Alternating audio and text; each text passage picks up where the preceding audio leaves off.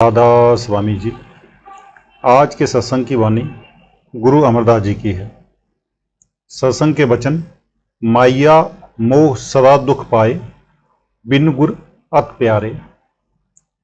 इंसान दुनिया के पदार्थों, दुनिया के प्यार में ही गिरफ्तार रहा, अंदर पर्दा नहीं खोला।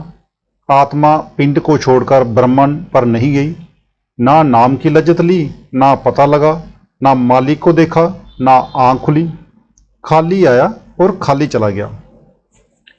सोई सेवक जे सतगुर सेवे, चाले सतगुर बाए। बाटों ने, रागियों ने गुरु अर्जुन साहिब से प्रार्थना की कि हमें 1 टका प्रति सिख के हिसाब से चंदा उगा दो, हमें कुछ माया की जरूरत है। गुरु साहिब ने कहा कि हाँ, उगा देंगे। वो बड़े खुश हुए, कहने लगे कि काबुल, कंधार तक, पेशावर तक सिख ही सिख हैं, बहुत माया हो जाएगी, हमारे पास बड़ी दौलत हो जाएगी। महीने बाद फिर अर्ज की कि आपने फरमाया था कि 1 टका प्रति सिख उगा देंगे, हमें पैसों की ज़रूरत है। आपने फरमाया कि हाँ, उगा देंगे। 2 महीने गुजर गए। बाटों ने फिर अर्ज की कि जी आपने फरमाया था कि 1 टका सिख उगा देंगे, हमें माया की बहुत ज़रूरत है। कहने लगे कि कल देंगे। अब उन्होंने कहा कि दरबार में तो जितने पैसे आते हैं खर्च हो जाते हैं, जमा तो कभी होते ही नहीं। फकीरों के पास तो आना जाना लगा रहता है, कहाँ से कर्ज लेंगे, कहाँ से देंगे। अगला दिन आया, महाराज ने 4.5 टके गिनकर बाटों के हवाले कर दिए। बाटों ने पूछा, जी ये क्या? आपने फरमाया, पहले सिख गुरु नानक साहिब, दूसरे सिख गुरु अंगद साहिब, तीसरे गुरु अमरदास जी, चौथे गुरु रामदास जी और आधा सिख मैं हूँ। अभी मैं पूरा सिख नहीं बना, आधा सिख हूँ, सो 4.5 टके तुम्हारे हवाले हैं। सिक्खी तलवार की धार है, सिक्खी जीते जी मरना है। सिक्खी का मतलब शिष्यत्व। जे जीते जी मरता नहीं, शिष्य कैसे बन सकता है? कहते हैं कि वही सेवक, वही शिष्य इंसानी जन्म से फायदा उठा सकता है जो गुरु की हिदायत के मुताबिक पर्दा खोलकर जीते जी परमात्मा से मिले। नहीं तो मनुष्य देह का कोई मतलब नहीं, कोई फायदा नहीं। मैंने कई दफा सत्संग में कहा है, ये बाबा जी कह रहे हैं, अब फिर दोहराता हूं कि हम सभी रब रब कहते हैं, पर देखा किसी ने नहीं, मिला किसी को नहीं, बल्कि बहुत से पढ़े लिखे लोग कहने लग गए हैं कि खाओ पियो और मौज उड़ाओ, परमात्मा की कोई जरूरत ही नहीं। इसकी वजह क्या है कि उनका पर्दा नहीं खुला। अगर वे पर्दा खोल लें तो उन्हें अपनी हैसियत मालूम हो जाए और परमात्मा भी मिल जाए। जब तक परमात्मा ना मिले, दुनिया और दुनिया की सारी चीज़ों को अपने सामने रख लो। अब सवाल पैदा होता है कि इस हालत में इंसान की पूजा के योग्य कौन सी चीज़ है? सोचो, सारी दुनिया आकाश, हवा, आग, पानी और मिट्टी, इन 5 तत्वों या 5 अनासर की बनी हुई है और तत्वों के अनुसार 5 जमातों में बंटी हुई है। पहली वह है जिसमें 1 तत्व जिंदा, 4 तत्व मुर्दा यानी नामात्र हैं, जैसे कि सब्जियां। इनमें जिंदा तत्व पानी है। डॉक्टरों ने साबित कर दिया है कि कई सब्जियों में 95% पानी है। इंसान में 5 तत्व हैं, सब्जियों में 1। अगर जे पीपल, तुलसी आदि की पूजा करे तो अफसोस है। क्यों? इसलिए कि 5 तत्व वाला 1 तत्व वाले की पूजा करे। अगली जमात है कीड़ों मकोड़ों की। इनमें 2 तत्व जिंदा हैं, हवा और आग।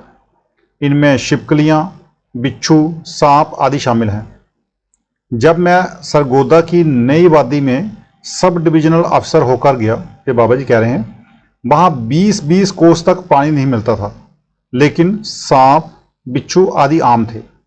इन्हें पानी की जरूरत नहीं। ये अपने लिए पानी सब्जियों में से निकाल लेते हैं।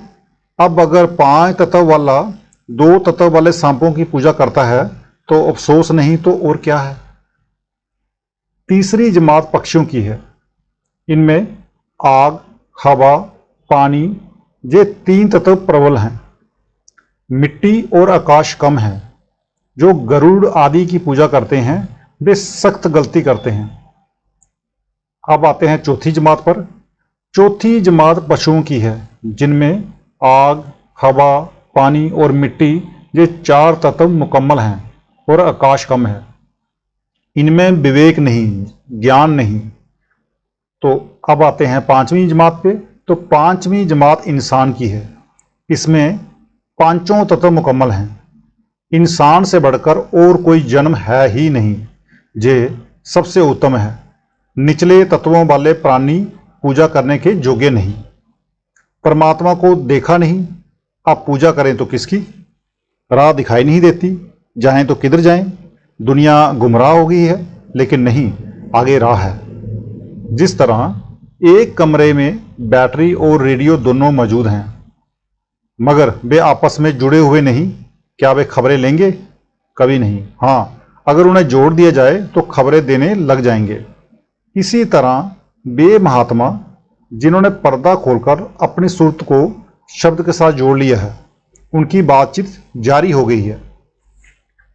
अगर प्यार के काबिल हैं तो वे महात्मा हैं। वे सबसे श्रेष्ठ हैं, क्योंकि बैटरी का तार है, यानी कि शब्द सबके अंदर है, मगर सूरत से जुड़ा हुआ नहीं है। इसीलिए हम उस महात्मा की सोहबत में जाते हैं कि वे हमारी बैटरी को जोड़ दें, ताकि हम भी परमात्मा के साथ बातें करें। इसीलिए प्यार के काबिल वे कामिल फकीर हैं, जिन्होंने पर्दा खोलकर नाम की लज्जत ले ली। वे ही पूजा के योग्य हैं। इसलिए हम कामिल मुर्शिद की तारीफ करते हैं।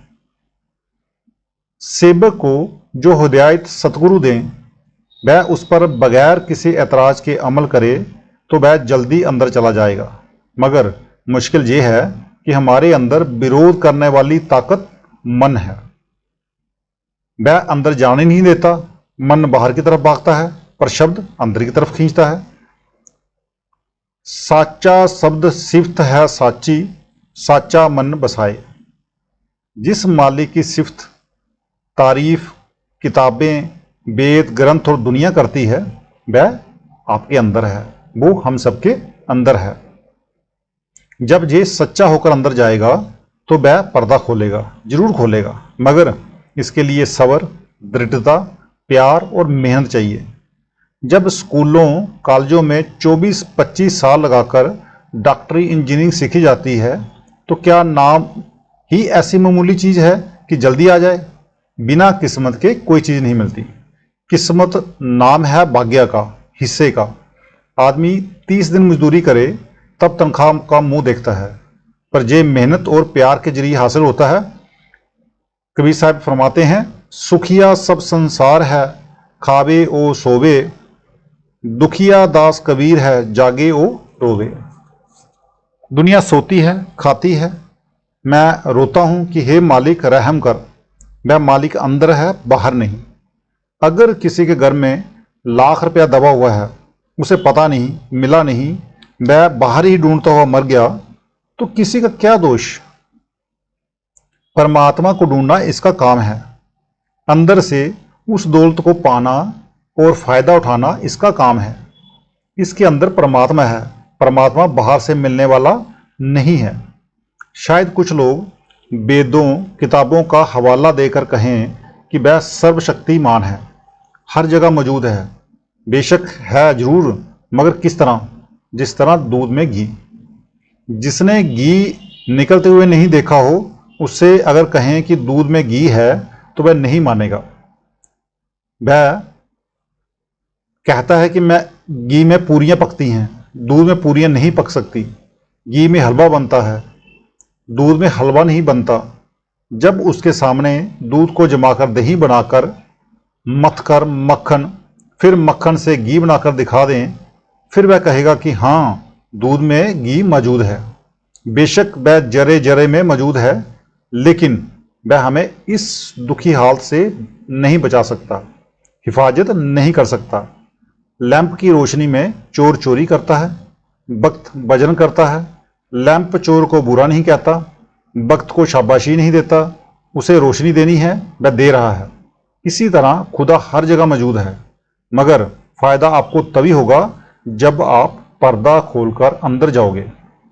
फिर वह आपकी सारी बात सुनेगा, प्रेम प्यार व शांति देगा, जन्म मरण खत्म करेगा, शब्द के साथ मिला देगा।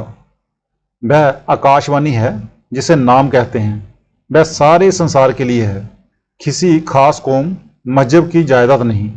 वह सबके अंदर है, उसके साथ रूह को जोड़ना है। तो आज का सत्संग इतना ही, मिलते हैं कल के सत्संग में। राधा स्वामी जी।